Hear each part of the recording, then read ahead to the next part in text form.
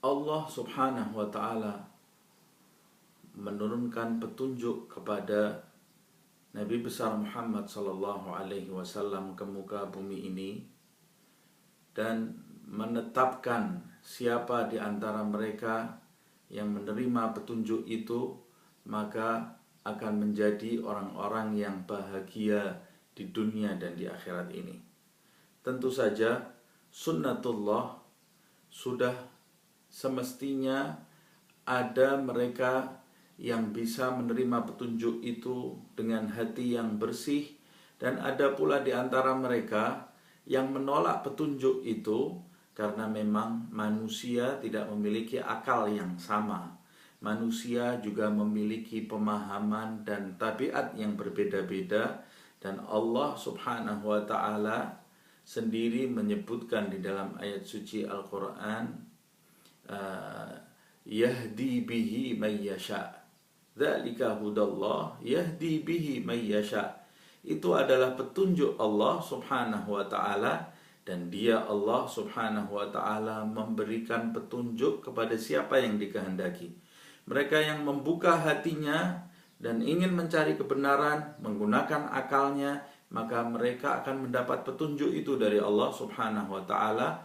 Sementara bagi mereka yang condong kepada kesesatan dan memupuk keangkuhan di dalam dirinya, maka Allah Subhanahu wa taala akan membiarkan mereka terlunta-lunta di dalam kesesatannya, seperti disebutkan di dalam ayat yang lain, falamma azaghu azaghallahu qulubahum falamma azaghu azaghallahu qulubahum.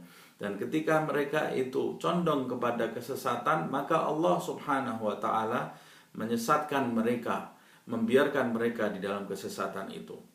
Dari sini kita bisa memetik bahwa jalan kehidupan di muka bumi ini pastilah ada orang-orang yang tidak bisa menerima kebenaran itu.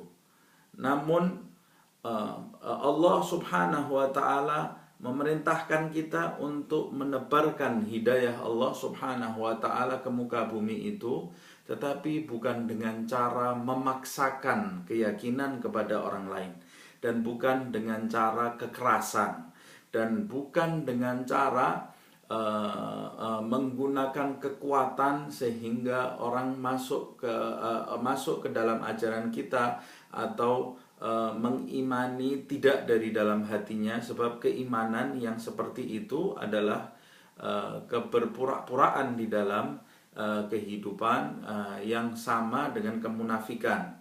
Di dalam ayat Allah Subhanahu wa taala menyebutkan la ikraha fid dini qad tabayyana ar-rusydu minal ghayy. Tidak ada paksaan di dalam hidup beragama ini, kata Allah Subhanahu wa taala. Tidak ada paksaan untuk menjadikan orang menerima hidayah Allah Subhanahu wa taala. Qad tabayyana ar-rusydu minal ghayy. Telah jelas mana yang merupakan petunjuk kebenaran dari Allah Subhanahu wa taala dan mana yang merupakan kesesatan, kebatilan. Telah jelas, kata Allah Subhanahu wa taala. Kata-kata la ikraha fid din seharusnya menjadikan kita berpikir bahwa agama itu tidak bisa disampaikan dengan kekerasan, tetapi agama itu bisa disampaikan dengan membuka kesadaran bagi mereka yang masih tertutup hatinya dan tertutup akalnya. Dengan begitu mereka bisa menerima ajaran tadi dengan hati yang lapang. Nah, begitu pula di dalam ayat yang lain Allah Subhanahu wa taala mengingatkan Rasulullah sallallahu alaihi wasallam, "Wa ma 'alaika illal balagh."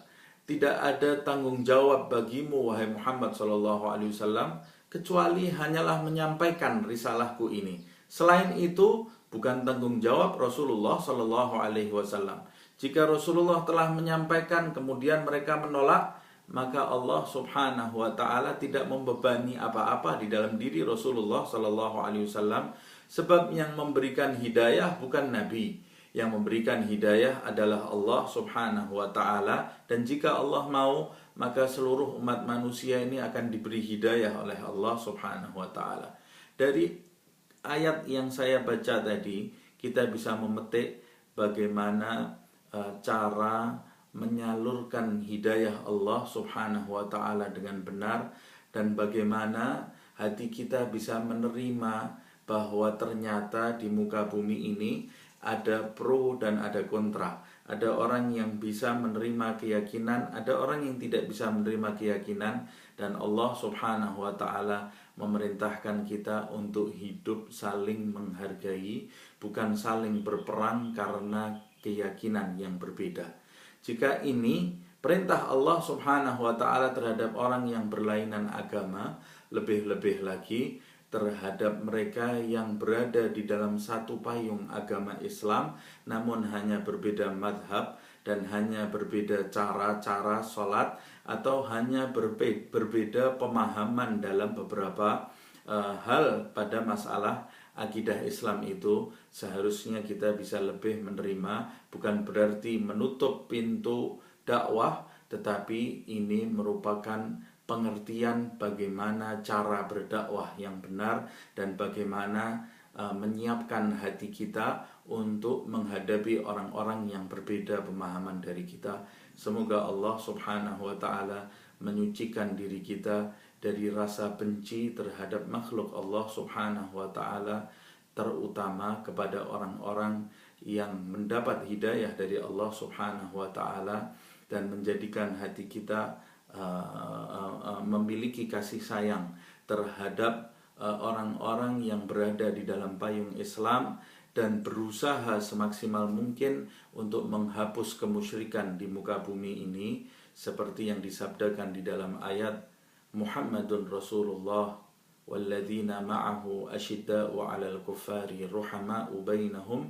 Muhammad Rasulullah yang bersamanya adalah orang-orang yang gigih melawan kemusyrikan dan saling menyayangi di antara sesama Islam. Amin ya rabbal alamin.